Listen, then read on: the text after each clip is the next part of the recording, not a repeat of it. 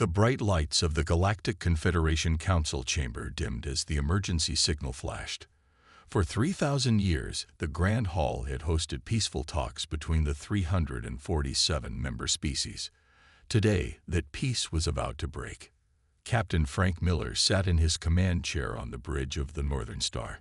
The ship floated quietly in the Antares sector. Its mission simple: carry diplomats, watch for trouble, report back to Earth. Frank sipped his coffee, enjoying the quiet of deep space. "Captain, urgent message coming in," said Communications Officer Becky Owen. Her voice was steady, but her eyes showed worry. Frank put down his coffee. "On screen, please." The main screen flickered to life. The face that appeared belonged to a Vexari, a fish-like alien with blue scales and large, unblinking eyes. "Attention, Confederation vessels. The Vexari Collective formally declares a state of war against the Galactic Confederation. Our resources have been stolen. Our space has been invaded. We will take back what is ours." The message ended. The bridge fell silent.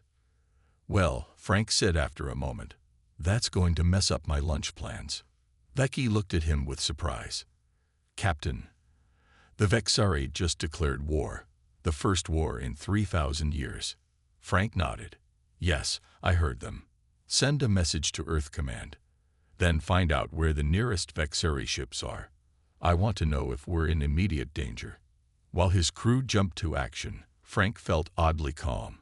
Humans had only joined the Confederation 200 years ago. Before that, they had fought their own wars, solved their own problems. The rest of the galaxy had enjoyed peace for so long they had forgotten what conflict felt like. Humans had not. On Earth, the news spread quickly. The Confederation Council called an emergency meeting. Alien representatives rushed into the Grand Hall, their voices high with panic. "This is the end of civilization. We must surrender immediately. My species has never known war." Admiral Susan White, Earth's representative on the Confederation Military Advisory Board, watched the chaos with a steady gaze. When her turn to speak came, she did something that shocked everyone. She laughed. The hall fell silent. "With respect to all members," Susan said, "this is not the end of the world. The Vexari have grievances. We can address them. If they insist on fighting, we can handle that too." An alien with 6 arms waved them all frantically. "But Admiral White, war is barbaric. No one here knows how to fight anymore." Susan smiled. "Humans, remember. We've only known your peace for 200 years. We fought our own wars for thousands of years before that. We know how to handle this." As the Council continued to panic, Earth's leaders met quietly in a side room. They reviewed military readiness, diplomatic options, and possible peace plans. They were not afraid. They were prepared. Back on the Northern Star, Frank received new orders from Earth Command. His ship would be part of the first response team. Not to fight, but to watch and learn what the Vexari really wanted. "Set course for the edge of Vexari space," Frank told his navigator. "Let's see what these fish people are so angry about." As news spread across the galaxy, most species began to panic. Shops closed. People stayed home. The stock market crashed. But on human colonies and ships, life continued almost normally. Humans had lived with the threat of war for most of their history. They knew something the rest of the galaxy had forgotten. Life goes on, even in uncertain times. "Do you think there will really be a war, Captain?" Becky asked as the ship changed course. Frank looked at the stars on the view screen. "Maybe. But I think we'll find a way to solve this without too much fighting. Humans are good at war, but we're even better at finding ways to make peace. The hard kind of peace that comes after conflict, not the easy kind that comes from never having problems." The Northern Star accelerated toward Vexari space, its human crew ready to face whatever came next. Lieutenant Olivia Carter walked through the corridors of the Northern Star with purpose. The ship hummed with activity as news of the Vexari war declaration spread. 6 months ago, when she first joined the crew, Olivia had wondered if diplomatic service might be boring. Not anymore. She entered the mess hall and found it buzzing with conversation. Unlike the alien diplomats on board who sat huddled in worried groups, the human crew members seemed almost excited. "Lieutenant, over here," called Commander Joe Green, the ship's tactical officer. Olivia grabbed a coffee and joined him. "Everyone's talking about war, but you don't seem worried," Olivia said, sitting down. Joe smiled and leaned back in his chair. 3,000 years of peace sounds impressive, doesn't it? But humans fought each other for much longer than that. Peace is wonderful, but we've never forgotten how to handle conflict. "You sound almost happy about it," Olivia observed. "Not happy about war," Joe corrected, "but ready for it. There's a difference. Look around." Olivia glanced at the other tables. The alien diplomats looked scared, but the humans were calm, focused, making plans. "Humans are good at crisis," Joe continued. "It's in our blood. The rest of the galaxy has forgotten what conflict feels like. We haven't." The ship's speakers crackled. "All personnel report to stations. We are approaching Vexeri space." Back on Earth, the news of war had created two very different reactions. The alien embassies had closed their doors, their staff hiding inside. But in the streets, humans went about their business as usual. In the White House, Presidential Advisor William Johnson prepared for a press conference. He straightened his tie and walked to the podium where reporters waited. "The President wants to assure everyone that Earth is ready to help resolve this conflict," he began. "The Confederation has forgotten what we still remember. Sometimes you need to stand firm against aggression." A reporter raised her hand. "Are we going to war?" William shook his head. "We're going to help find peace. But yes, our military reserves are on standby. Not because we're afraid, but because we're prepared." The news spread worldwide. In small towns and big cities, humans watched with interest but little fear. They had lived through wars, disasters, and crises before. One more challenge wouldn't break them. On a military base in Colorado, General Sam Lewis reviewed the readiness of Earth's space fleet. 50 ships ready to launch if needed. Crews trained and prepared. Not for aggression, but for protection. "We've been practicing for this for 200 years, he told his staff. "Ever since we joined the Confederation, we've maintained our military even when they said we didn't need it anymore." He looked at the starship models on his desk. "Looks like we were right." Back on the Northern Star, Captain Frank Miller called his senior officers to the bridge. The ship had reached the edge of Vexeri space. On the main screen, they could see a Vexeri patrol ship in the distance. "This is our first contact with them since the Declaration," Frank said. "Lieutenant Carter, you studied their language. Any advice?" Olivia stepped forward. "The Vexari respect strength but respond poorly to threats. They're like Earth's ancient warrior cultures. They want to be treated with honor, even in conflict." Frank nodded. "So we show strength without aggression." "Perfect." He turned to the communications officer. "Open a channel. Let's see what they have to say." As the signal went out, Frank looked at his crew. Humans and aliens stood side by side on his bridge. The aliens looked nervous, but the humans stood tall, ready for whatever came next. "This is what humans do best," Frank said quietly. "We face problems head on. We find solutions, and we don't panic when things get tough." He straightened his uniform. "Now let's show the galaxy how Earth handles a crisis." The screen flickered, and a Vexeri face appeared, scales shimmering under the lights of their ship. The first conversation of the new war was about to begin. The Vexeri warship filled the view screen of the Northern Star. It looked like a giant fish made of metal, with smooth curves and fins that glowed blue with energy. Captain Frank Miller had never seen anything like it. "They're hailing us again," said Communications Officer Becky Owen. Frank nodded. On screen, the face of the Vexeri commander appeared. His blue scales shimmered, and his large eyes blinked slowly. "Human vessel. The Vexeri said, "You have entered contested space. The Confederation has stolen our water worlds. We will take them back." Frank kept his voice calm. "We're here to talk, not fight. There must be a way to solve this without war." The Vexeri made a sound like bubbles popping. "Talk. For 50 years we sent messages to the Confederation. They ignored us. Now they will listen because we have warships." The screen went dark. "Well, that went well," Frank said, turning to his crew. "Let's keep our distance but follow them. I want to know what they're planning." Meanwhile, on Earth, Dr. Patricia Moore hurried through the halls of the Xenobiology Research Center. Her lab was filled with data about the Vexeri, their biology, history, and culture. Something important was hidden in that data. "I need everything we have on Vexeri biological cycles," she told her assistant. "There's a pattern here we're missing." For hours, Patricia studied charts and readings. Finally, she saw it. "That's it," she exclaimed, pointing to a chart.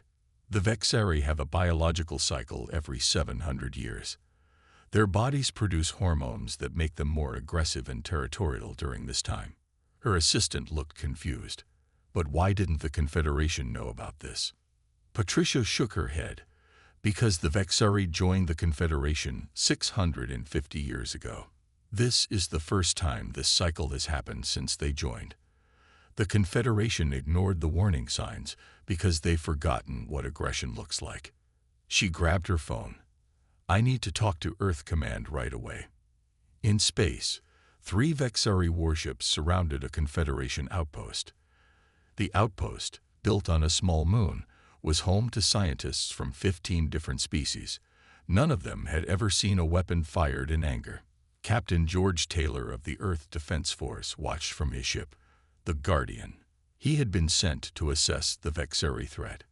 "Record everything," he told his crew. "I want to know exactly what we're facing." The Vexeri ships moved with strange grace, like sea creatures swimming through space. Their weapons glowed but didn't fire. "They're showing off," George said to his first officer, "trying to scare the outpost into surrendering." "Are they dangerous?" the first officer asked. George studied the readings.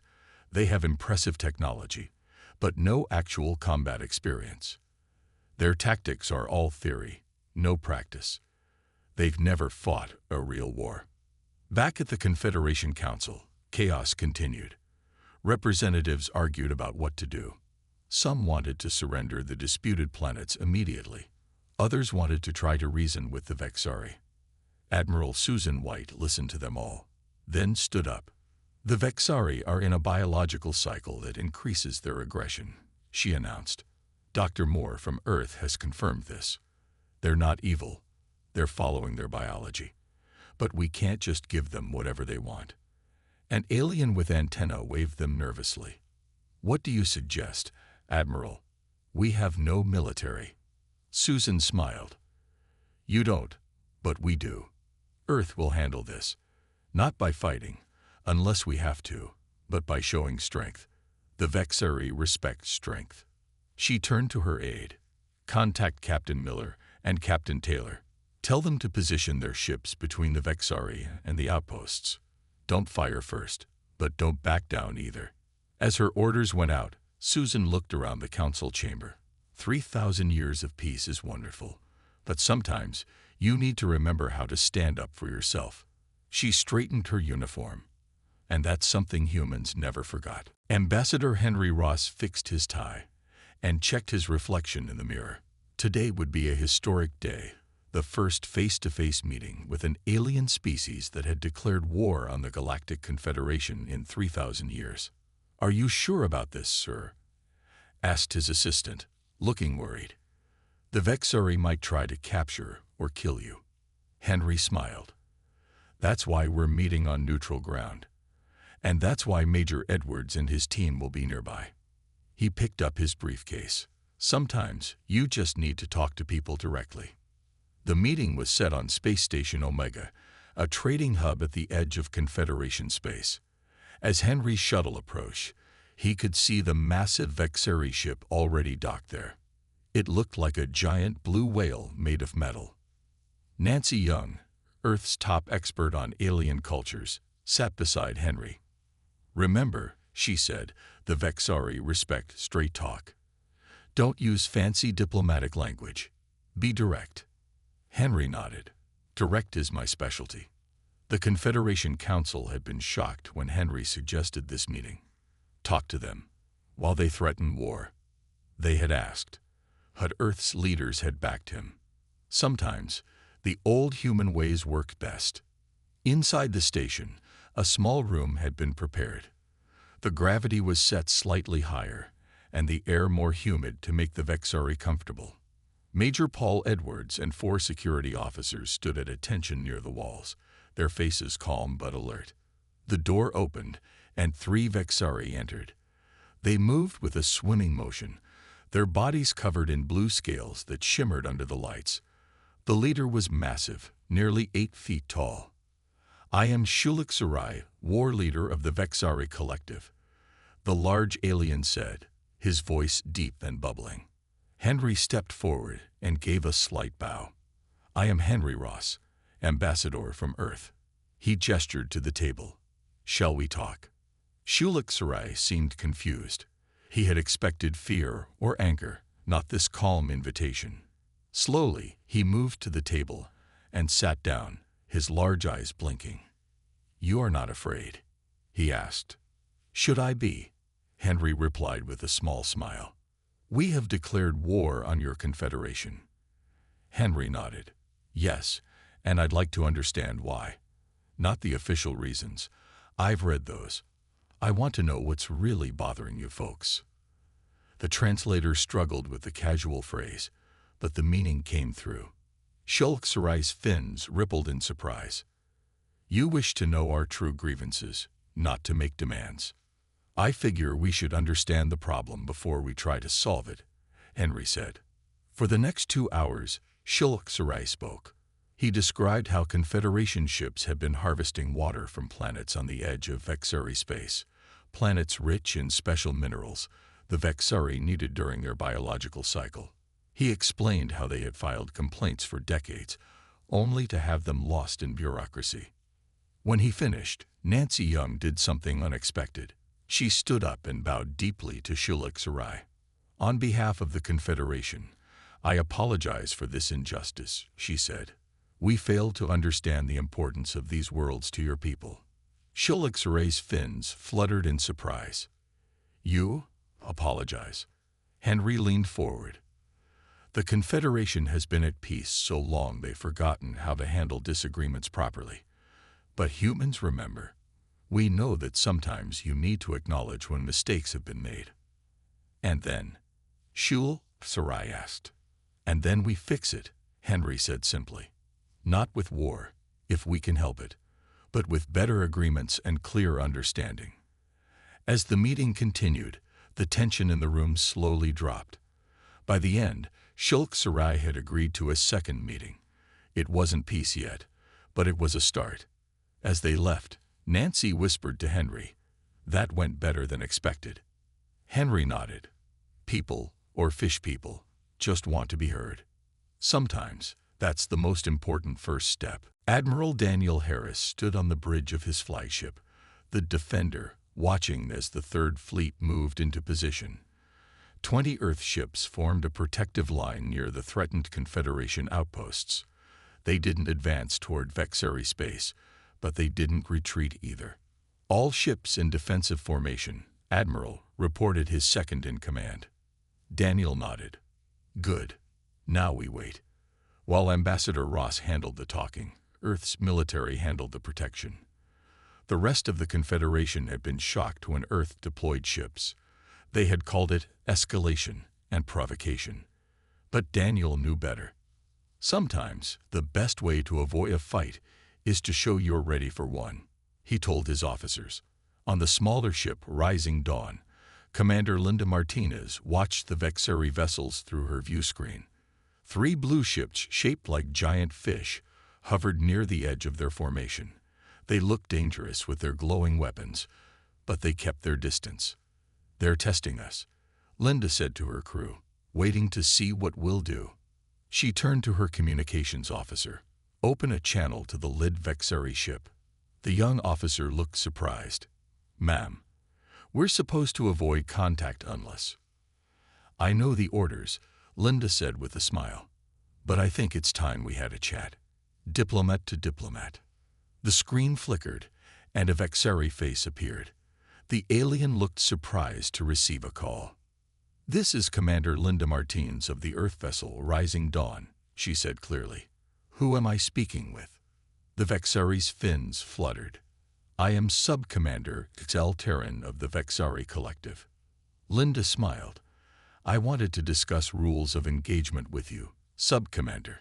The alien blinked its large eyes. Rules of engagement. Yes, if we're going to have ships facing each other with weapons, we should at least agree on how to avoid accidental escalation. The concept seemed to confuse the Vexari. In their culture, war was all-out conflict. The idea of rules seemed strange. For example, Linda continued, if one of your ships needs to move closer to scan something, it would help if you told us first. That way, we won't think you're attacking. Slowly, Xel Terran nodded. This is reasonable. For the next hour, they discussed simple protocols, warning signals, safe distances, emergency procedures. By the end, both sides had agreed to basic rules that would prevent mistakes. When the call ended, Linda's first officer looked impressed. That was smart, Commander. Linda shrugged. It's an old human tradition. Even enemies can agree on some rules. Back at Confederation headquarters, alien representatives watched the human fleet with worry. They're going to start a war, said one purple alien with 3 eyes. Admiral Susan White shook her head. No, we're going to prevent one. There's a difference. Just then, alarms sounded. A nervous Vexari vessel had fired warning shots toward a Confederation science station. The alien representatives panicked, some hiding under tables, others calling for immediate surrender. Susan calmly opened a channel to Admiral Harris. Report. Daniel's voice came through clearly. Minor incident. A Vexari ship fired near Station 7. No damage. We've moved a ship into blocking position and issued a clear warning. No counterattack needed. Good, Susan said. Keep it measured. The aliens looked at her in shock. One tall, thin alien with silver skin spoke up. You're not angry. Susan smiled. Of course I'm concerned. But this is how conflicts work.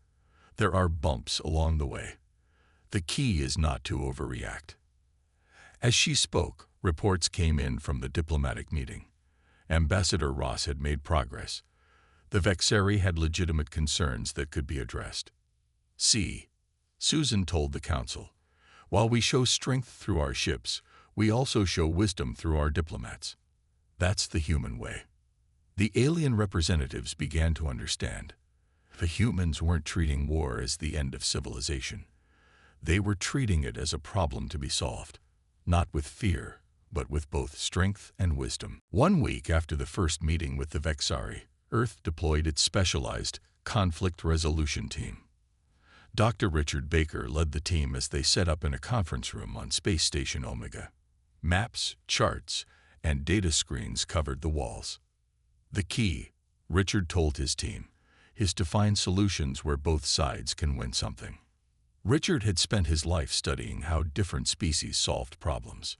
Humans were good at this because they had so much practice with conflict. Now, that experience would help save the peace.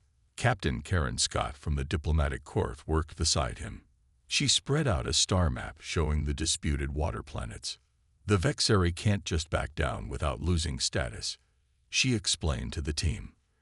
They need to be able to claim some victory, or their leaders will look weak. Richard nodded. And the Confederation needs to keep some control, or other species might start making similar demands. They worked through the night, preparing for the next meeting with Shulak Saray and his advisors. Meanwhile, on the engineering deck of the Northern Star, Specialist Alan Cooper stared at chemical analysis reports from the disputed planets. The Vexari needed these worlds for the special minerals in their water, minerals that were important during their biological cycle. What if? Alan muttered to himself, then began typing quickly on his computer. Hours later, he rushed to find Captain Frank Miller. "Captain, I think I found a solution." Frank looked up from his desk. "I'm listening." Alan placed his tablet on the desk.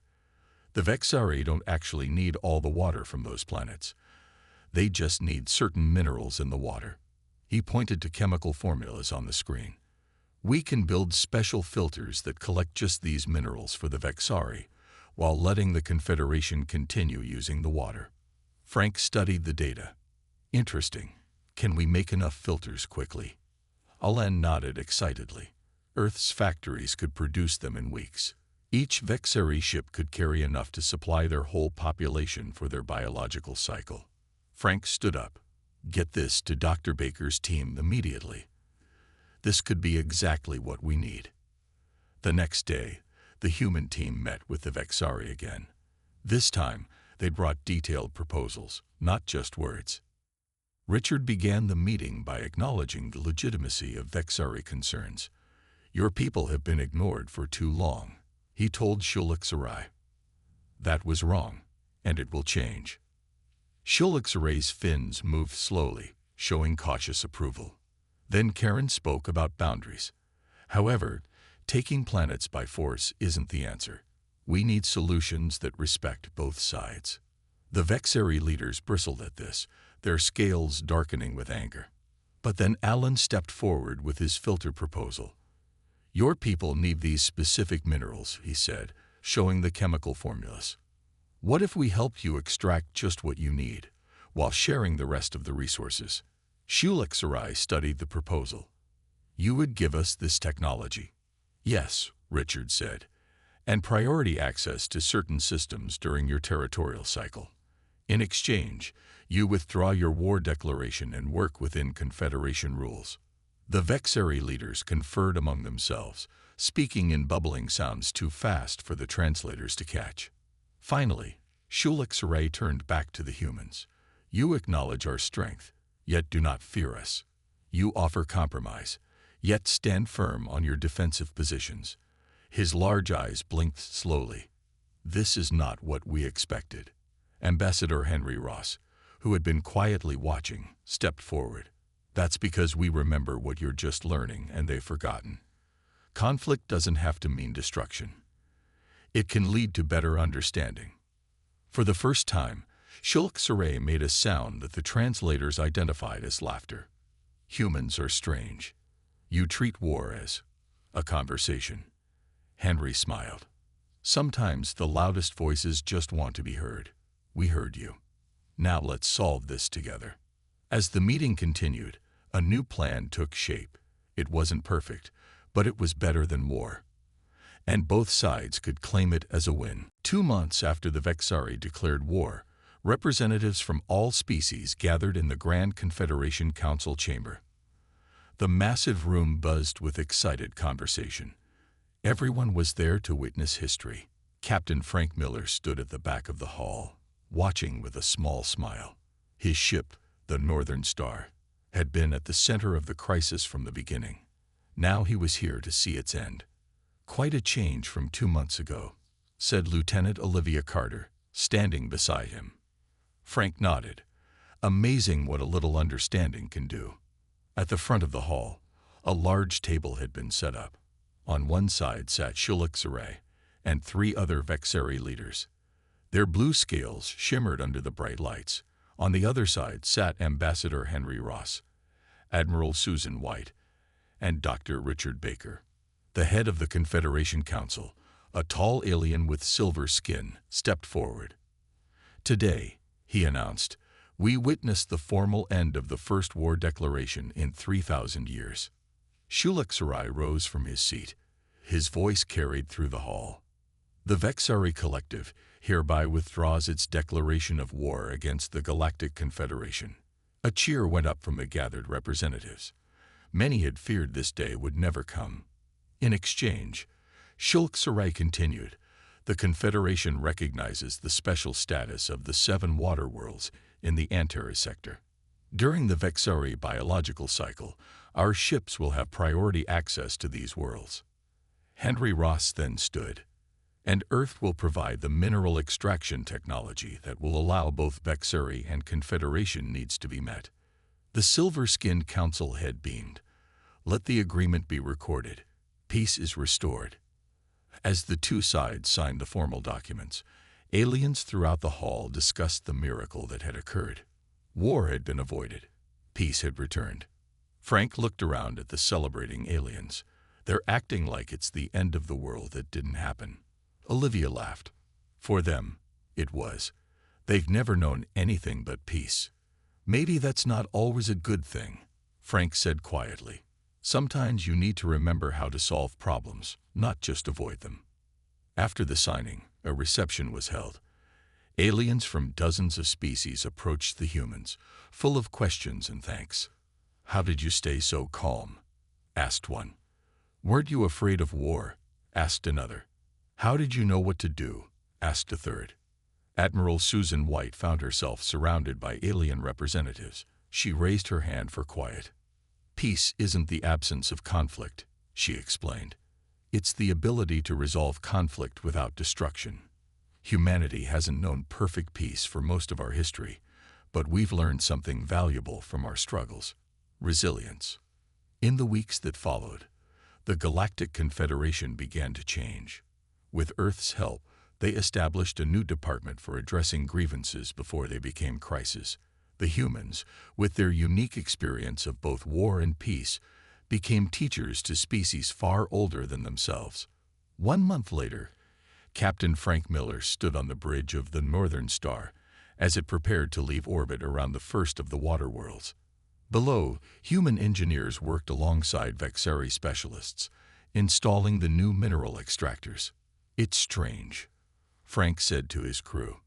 3,000 years of peace, and it took a war declaration to make things better. His first officer smiled. Maybe that's humanity's gift to the galaxy. We remember the hard times, so we know how to fix problems, not just avoid them. As the Northern Star set course for its next mission, Frank looked at the stars on his view screen. Humanity's greatest contribution to galactic civilization wasn't their technology or culture, but their memory of harder times and the wisdom that came from them. The peace that would follow wouldn't be the naive peace of a civilization that had forgotten conflict, but the wiser peace of one that remembered its cost and value.